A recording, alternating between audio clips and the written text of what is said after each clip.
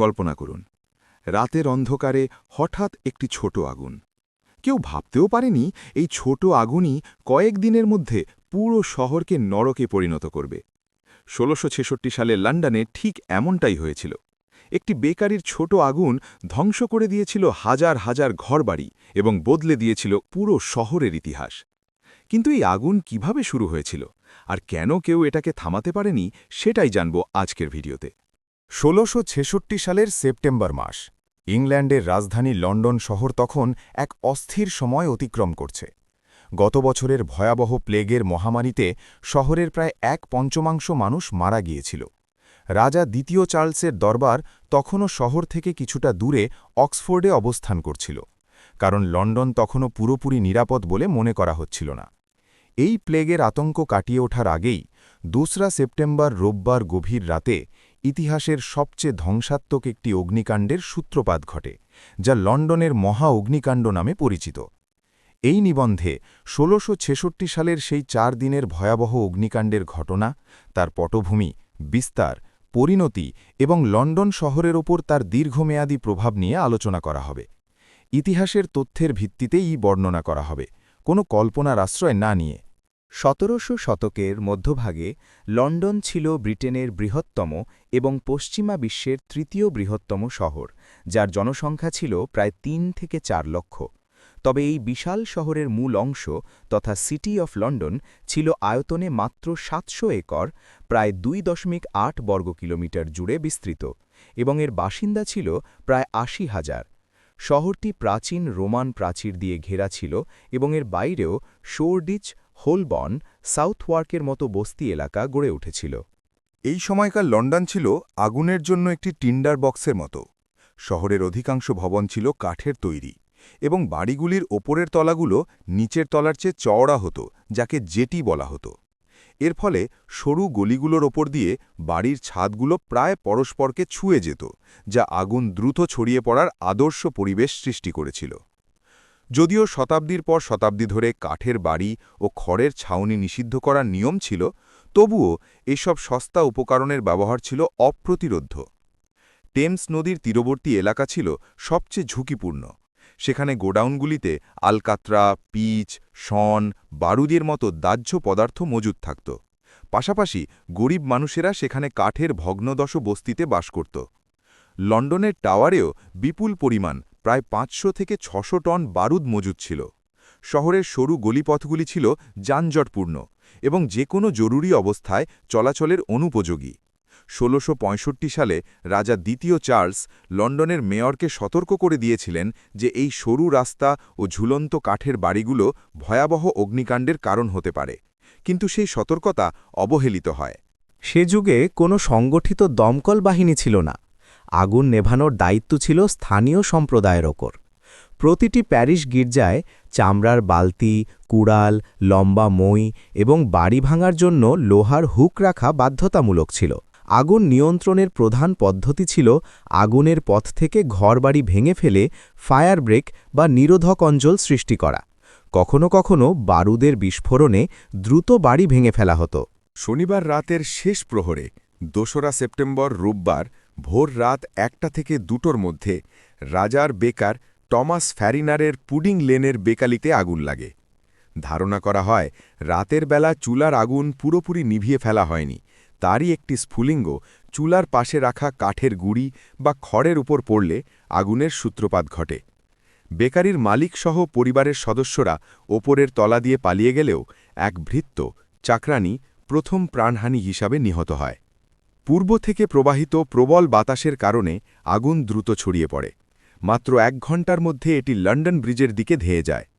লন্ডনের Lord mayor sir Thomas ব্লাডওয়ার্থকে খবর দিলে তিনি এসে পরিস্থিতি দেখে অপ্রস্তুতভাবে মন্তব্য করেন, একজন মহিলাও এটা নিভিয়ে দিতে পারবে। আশপাশের বাড়িগুলো ভেঙে ফেলার অনুরোধ জানানো হলেও তিনি দ্বিধান্বিত থাকেন এবং প্রয়োজনীয় নির্দেশ দিতে ব্যর্থ হন, কারণ বাড়িগুলো ভাড়াটেদের ছিল এবং মালিকদের অনুপস্থিতিতে তিনি ভাঙার অনুমতি দেননি। এই বিলম্বই অগ্নিকাণ্ডকে মহা আকার ধারণ করতে সহায়তা করে।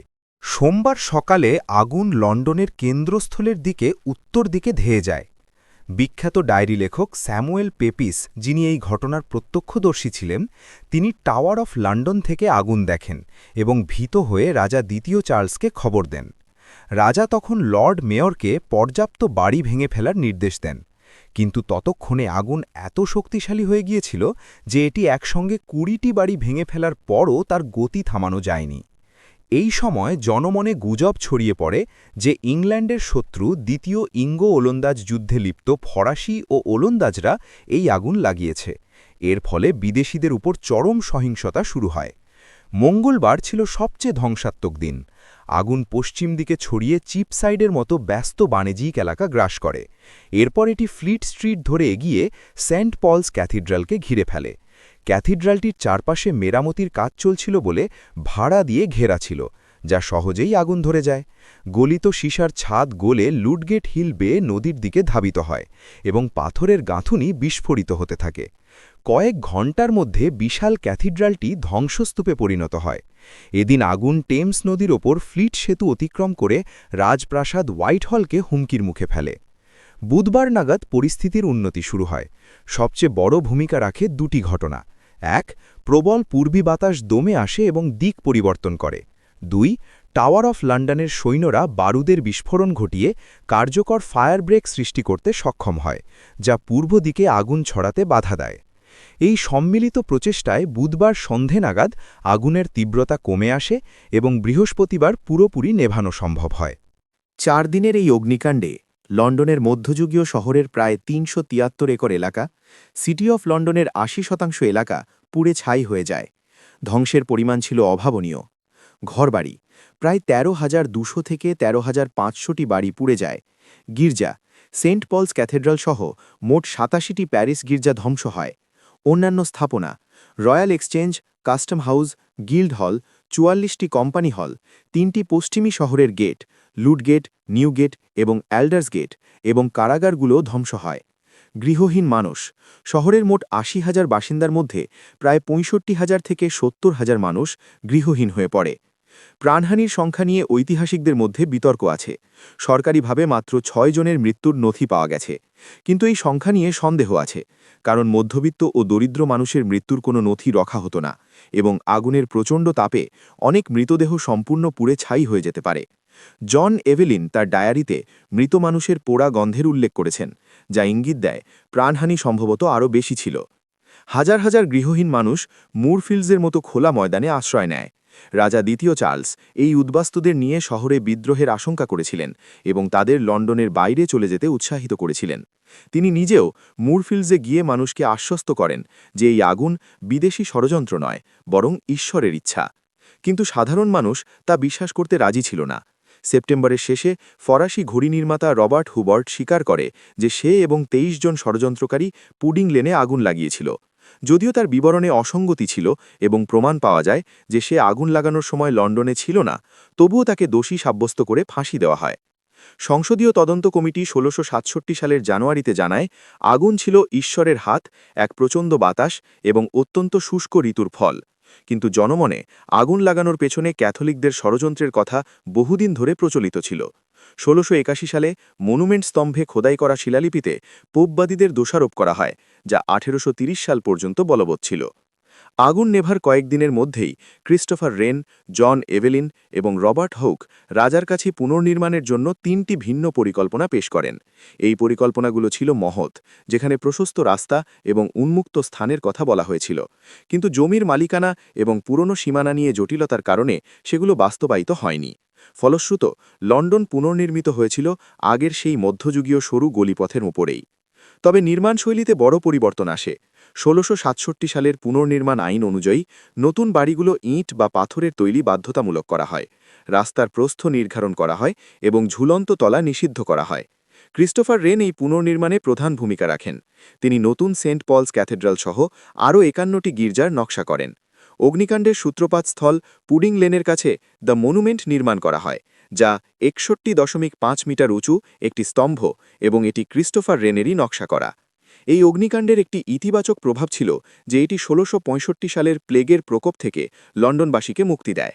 আগুনে ইঁদুর এবং অন্যান্য বাহক পুড়ে গিয়ে প্লেগের জীবাণু ধ্বংস হয়ে যায় বলে মনে করা হয়।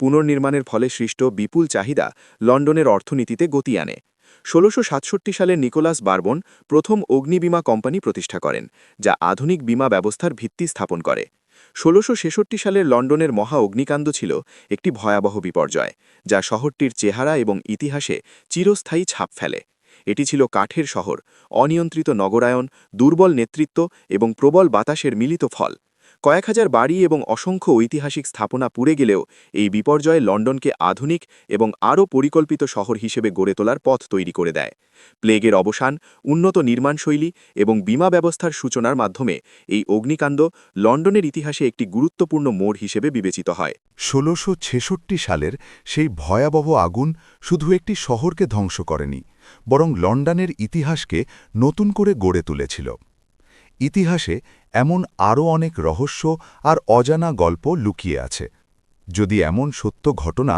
আর রহস্যময় ইতিহাস জানতে ভালো লাগে তাহলে চ্যানেলটি সাবস্ক্রাইব করে পাশে থাকুন পরের ভিডিওতে আমরা আবার ফিরে আসব ইতিহাসের আরেকটি অবিশ্বাস্য গল্প নিয়ে